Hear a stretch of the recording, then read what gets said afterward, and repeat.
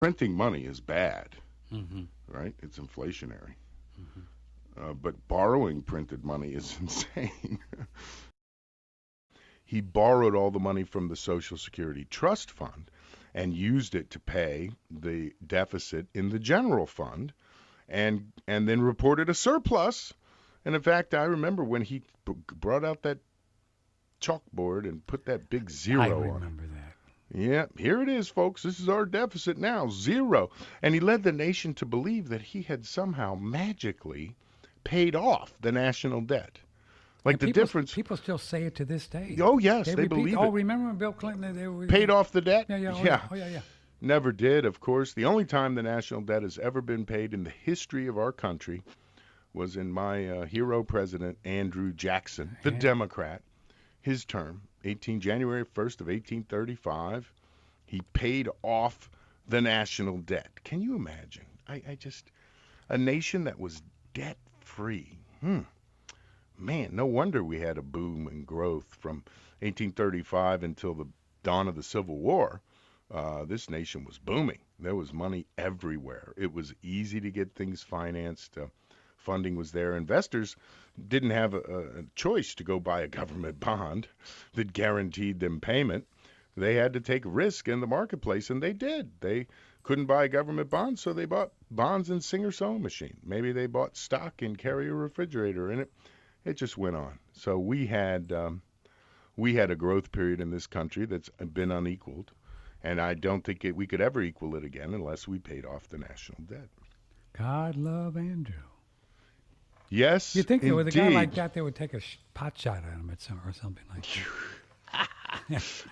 Andrew Jackson used to walk around with these two tough security guards, always armed. Still, you're right. Assassination attempts galore. Amazing. Lone nut gunmen tried to kill him so many times. One particular instance, probably the most We famous shouldn't one. be laughing. It's Well, terrible. because it's not funny, right? It's terrible. So the most famous attempt was the guy with the two pistols, and both misfired, and Andrew Jackson beat the hell out of him with a cane.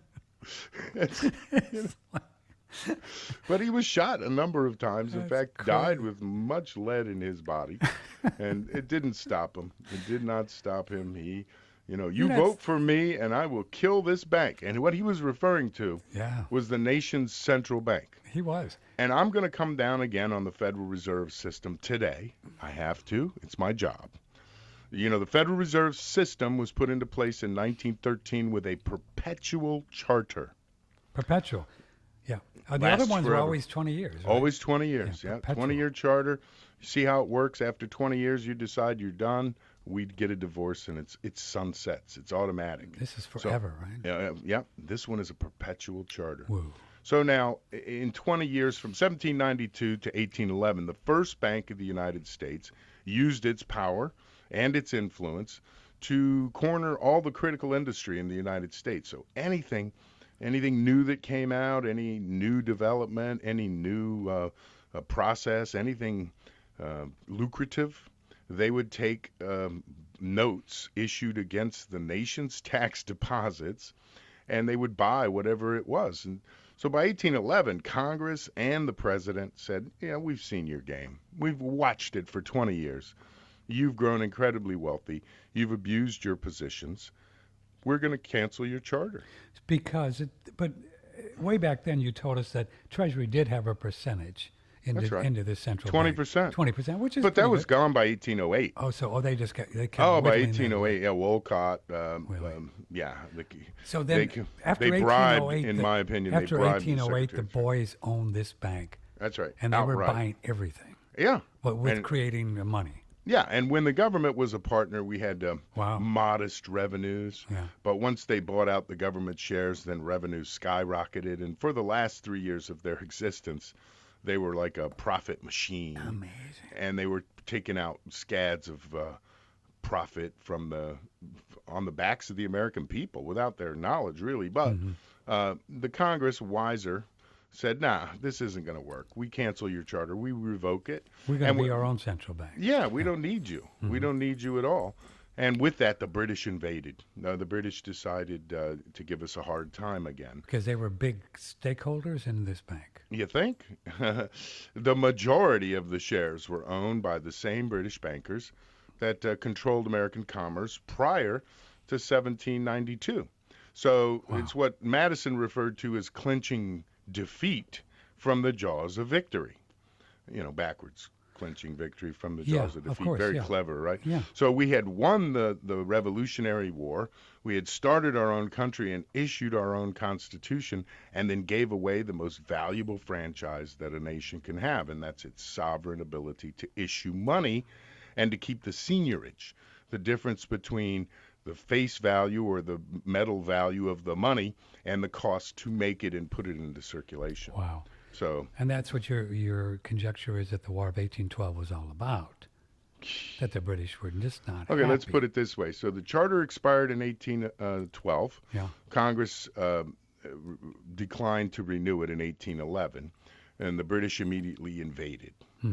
And they bombed Baltimore and burned Washington, chased Dolly Madison off with the Constitution secreted in her undergarments. God love Dolly. Yeah, So what do they? I don't even remember because I didn't pay attention during school. Well, in school, didn't what do teach they? you. What do they teach that the War of 1812 was about? Oh, It wasn't well, the about British were harassing American Oh. shipping Oh, interests. I see. Kind of like you would do if somebody was not doing things your way. Let me show you what pressure I can exert on you. So the cause and effect, the way the historians describe it, is the British, for some strange reason, started boarding American ships and hauling off American sailors and saying, okay, you're in the British Navy now. Impressment, they call it. Amazing. Wow. Impressment. And so they view that as the cause of the War of 1812. I view it as the effect of saying we're not going to renew your bank charter. So the cause was, oh, we're not going to renew your bank charter. The effect was, okay, then we're going to board your ships and take off your sailors. Then, of course, we go to war. Now those are fighting words, and we go to war. And the British said, fine, you want it that way? We'll see you in a minute. They sailed across the ocean, invaded Baltimore, invaded the United States, put a land army on the shores of the United States, walked through Baltimore and Maryland like it was a countryside walk, and went into Washington, D.C., burned the White House, burned the official government buildings, chased off the inhabitants, and then decided, well, maybe we'll just go home.